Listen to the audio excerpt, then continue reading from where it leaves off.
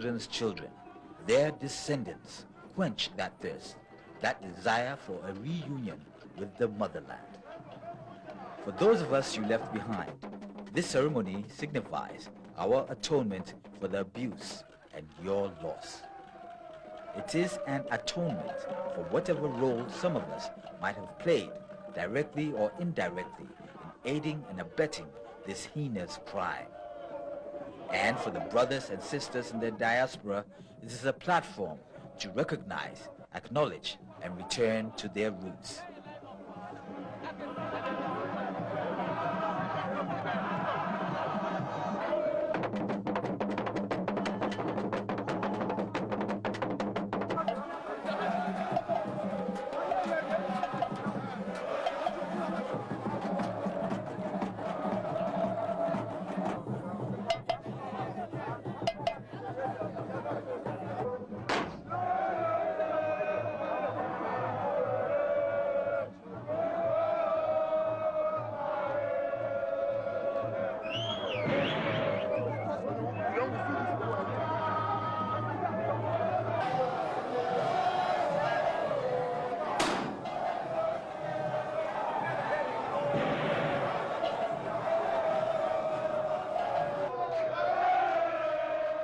The myth of the door of no return has been broken.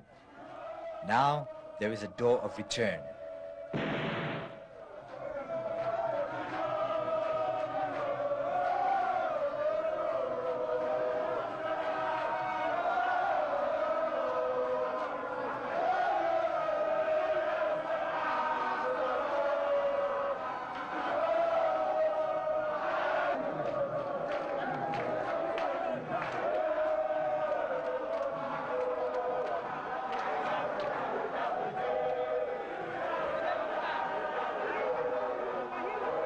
It was a great victory to the spirit of our ancestors. That was the most important part. I think they have never get their rights, and it is good that their children in this time find to honor them and respect them and give them their full rights. And that was one of the totality of knowing that the victory has come, that even the bones reach back here to lay in its homeland. And that was a great spiritual and physical upliftment for the nation of black people throughout the world. So we dance with joy. We dance and trample upon the very floor where we were once oppressed and subjected to all kinds of inhumanity. We dance in a circle because we have now come full circle, and from now on we resolve to let that circle remain unbroken. Never again will we allow ourselves to be enslaved, either physically or mentally.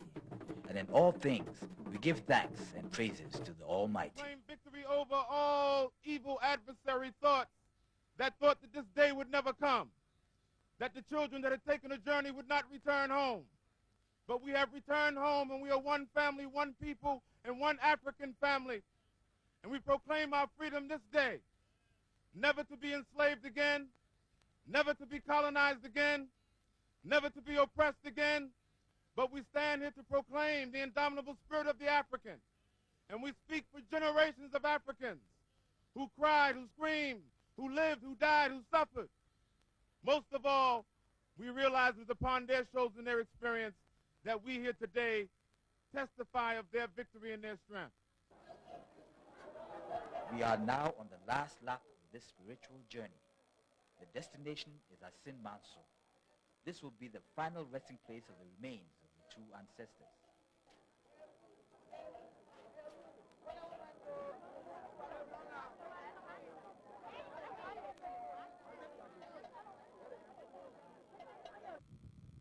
Asin Manso is 36 miles from Cape Coast. On any ordinary day, Asin Manso appears deserted, although it has a population of about 4,000. This is because the people, who are mostly farmers, spend their time on their farms, cultivating crops such as cocoa, palm nuts, oranges, plantain, and cocoyam. Why the reinterment at Asin Manso? Asin Manso was chosen for a very special reason. It was the last stopping point on the long and tortuous journey from upcountry to the coast. It was the point where the captives had their last formal bath in the Nyonkoswo or Slave River before the final leg to the point of no return. Many of them died. Most of the burials took place in mass graves at this grove which has been declared sacred. It is a taboo to farm or to destroy the vegetation at the grove.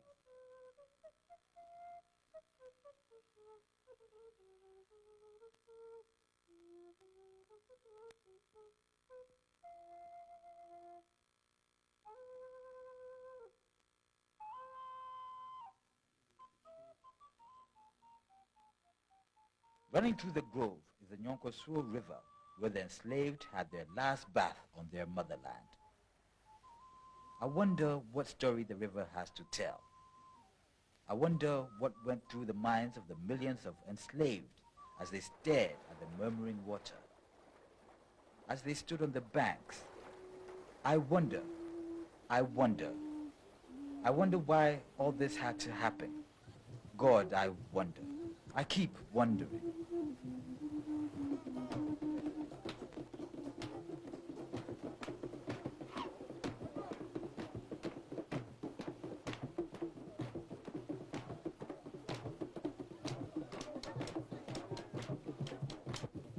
For most Africans, especially those from the diaspora, this is a great moment, a never to be forgotten experience. To see, feel, smell, and wash in the very water where over 500 years ago their forebears had a last wash. It is a pilgrimage to discovering their roots and identity as Africans. John Carson and Crystal lie in state at Asin Manso.